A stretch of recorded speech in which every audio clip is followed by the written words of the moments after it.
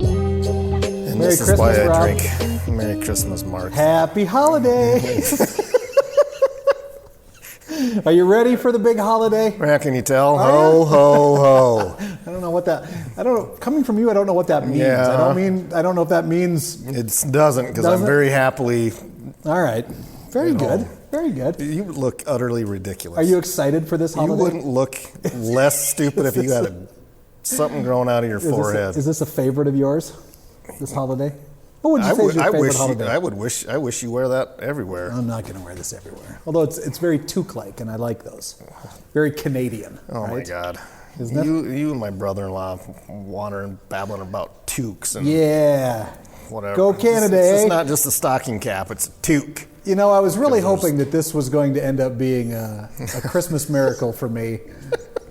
And then the more you and I got to talking about this, it really didn't. I was kind of hoping this one would stay on track. but I'm so far, angry. that ain't the way it's going. This is leading up to this, okay? Because we've never really had an episode where we've talked about probably the most important element in whiskey. Aside from the mash bill that it's made from, what would be number 2 on that list? Well, in bourbon, it might be number 1 on the list. It's the barrel. Exactly. And I don't think we've ever spent any time talking about the barrel and why it's so important. Well, right? we haven't on here. No. Together, you and I have I've quite a made bit. fun No, of you we and- have on here. That's how this whole episode is coming maybe. about. Fine. So you've always stressed to me, Rob, that the reason why you're not as big a Scotch fan as you are a bourbon fan is because why? Because why of the taste. Okay. It's the bill. But then when we find one that you really like, what do you always attribute it to? Being in a bourbon barrel.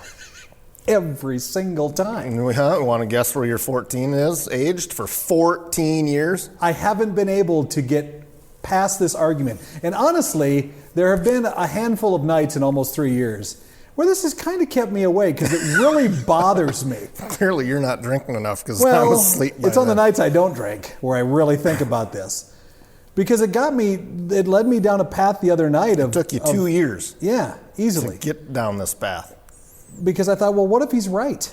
What if is the right. reason why certain scotches that I like particularly are because they sit in a damn bourbon barrel? First of all, he's right. And by he, I mean me. And by right, I mean mostly right. Even still, after your argument, I'm still mostly right. You And are. Now you can present some sort of Wikipedia facts I'm that not everybody knows. going to do BS. any Wikipedia facts, but I the other night I stumbled across something that I didn't know.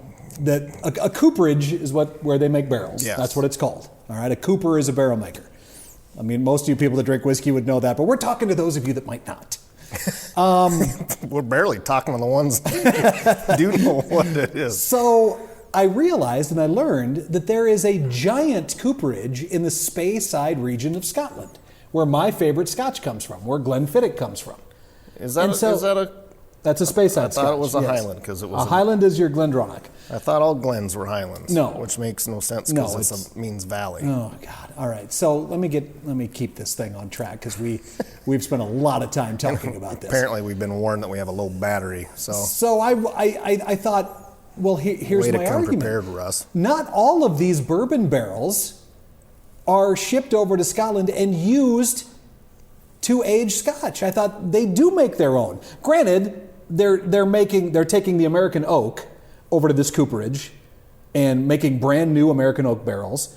But then I saw a little bit later that they repair a lot of the barrels that they get too. So I thought, well, this is not going to help my argument at all when I bring this up to Rob. But I just got super excited because I thought, Rob, see, it's not all that.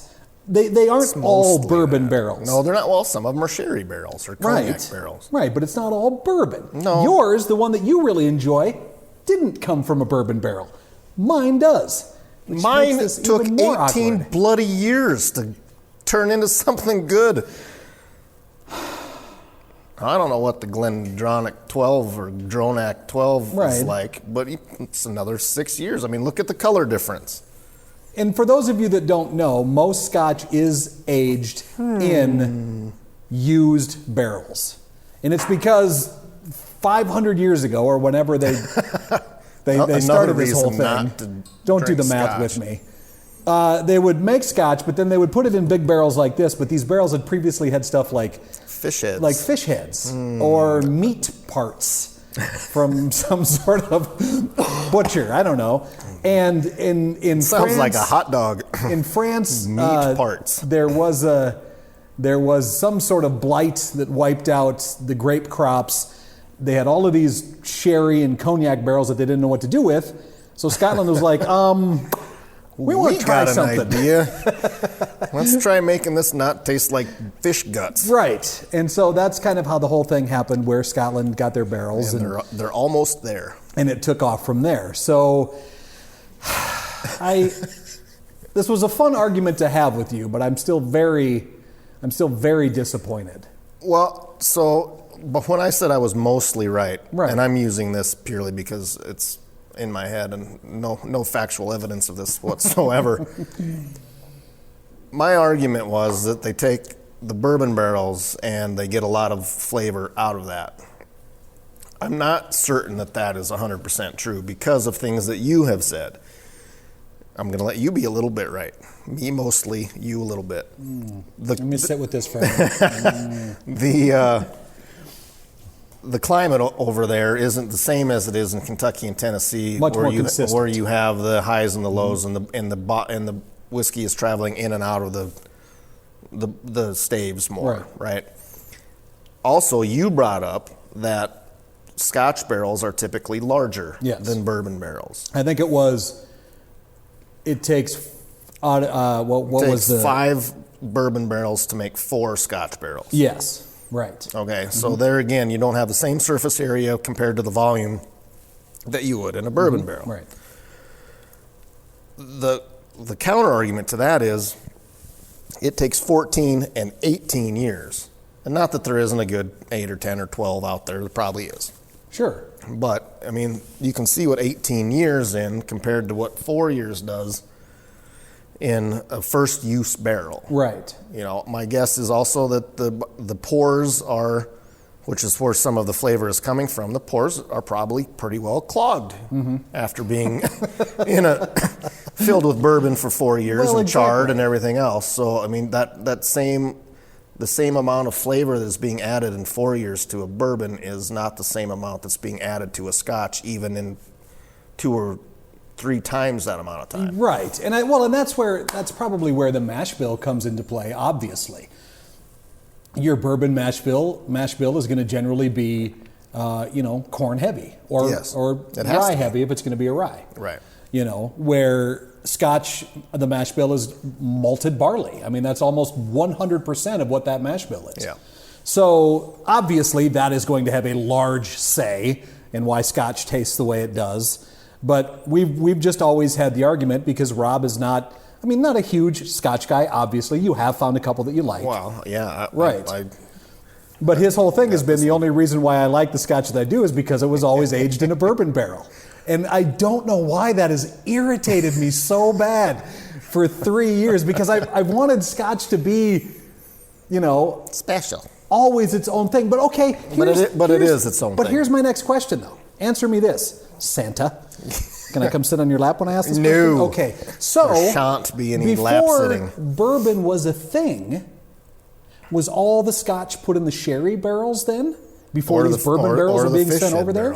Well, or the fish head barrels. Yeah, gross. Oh, God, that's so gross.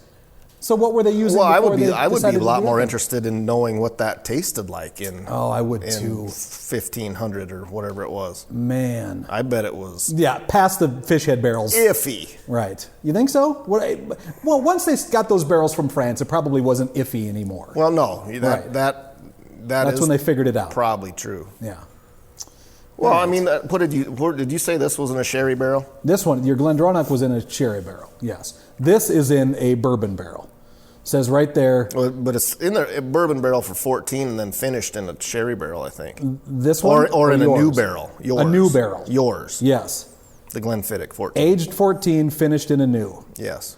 That, I think, is all sherry, I believe, which I can't wait to pour some because I'm out. Well, so maybe you should let me do by that. all means, my Scotch friend, Merry Christmas to you. Well, thank you, and I am excited to try this. All right, well, that kind of answers all of the questions, really, that we mostly had, or just added again to more confusion. Oh, boy. One of the funny things is that, now that we've been doing this for finishing our second year, is that right? No, we're almost at our third. We're almost at February. our third? Yeah. That's what I said, finishing our second. Yep, so we're averaging about 25 listeners a year, watchers a year. On YouTube, anyway. It's great. But our numbers are growing. So the funny part of what this has done for us doing this for as long as we have is people actually think we know what the hell we're talking about. And we are so good at it that even after doing an episode like this, we'll have a conversation with some poor bystander that has succumbed to watching us anyway. And sometimes our facts get cloudy. A little. That's and a fair way to say so it. then we were talking, like, these people come and ask us questions like we're experts, which we have never claimed to be. No, I don't know which camera's never. on me here. Never. But then I'm sure they go home and whip up the Google machine and go, that guy's got no bloody idea what he's talking about. And like we said, we've never claimed to know what we're talking about. Just enough to be slightly dangerous. Please rest assured that we are only doing this so that we can get the company card to buy whiskey. Yep. And then take an hour or so every week to drink it on the clock. That's straight up facts right there. Those two facts are 100% true. You won't find You anything cannot wrong on Google No, you anything can't. or go to Wikipedia and find anything that will say anything different about how or why we do this. All right, Rob, since we're into the Christmas season here, we'll wrap it up. I think yours might smell better. I don't know. This has a great smell. What? Real quick, tell me, do you have a Christmas tradition? Did you have one in your family?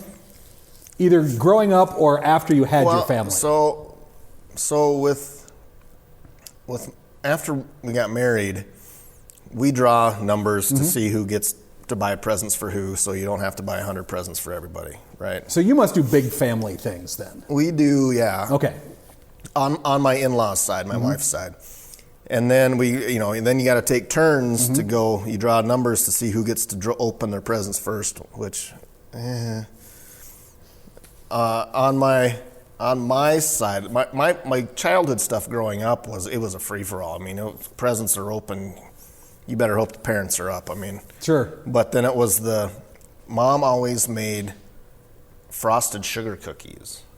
And to this day, with the Santa hat or the stocking, or on Easter with the And nobody has bunny. ever made them better. Oh have my they? God, no! And she brings them for me and the kids and freezes them, and they're even better out of the freezer. So good. They are when they're cold. They're just.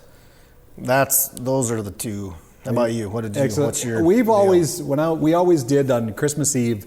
We had oyster stew, and then lefse, because we were from North Dakota. So oyster stew and lefse were the two big things that we always did. And then in the morning, my mom would make blueberry muffins, and then that's where we'd have Santa come and everything. And Mom did cinnamon rolls, caramel rolls. yeah, I've heard a lot of people do the cinnamon rolls. And That's we did the always seems to be a lefse. big Did you deal. guys do rosettes? Yes, It's well, a Norwegian cookie that you deep we fry. had friends that always gave them to us. Oh, yeah. But never made them, and they were gross. I don't like those. Ugh, I don't Well, like yeah, any of those. nothing beats a fried cookie. Come on. Well, anyway, Rob, here's to another. I don't know. Again, as long as they keep buying this stuff for us, man, we are going to keep doing this. It's about Home Slice's turn to pick up another tab. It is because, true. Holy smokes. We do appreciate all of you that have watched this, that have listened to the podcast. We really appreciate it. And if you ever have questions, if you ever have comments, please, if you have something you'd like us to talk about, Please Google it. Yeah, just Google it. And we'll sit here and drink while you're Googling the answer and watch you intently. How about that? And then you can post in the comments the question that you had and what the real answer is too. And That'll be maybe perfect. Maybe Houston will read it and I'll ignore it probably. And Thank you so much. And if you are new at this, you should go back and watch the Christmas episode from, because that was 2 years ago. Our Advent calendar Was one. that just last year? Yeah, that was just last year. Oh my God, those were so fun. Go watch our Advent calendar ones. I think you'll enjoy those. Thank you so much for hanging out with us and have a wonderful Christmas. Merry Christmas, Happy New Year, everyone.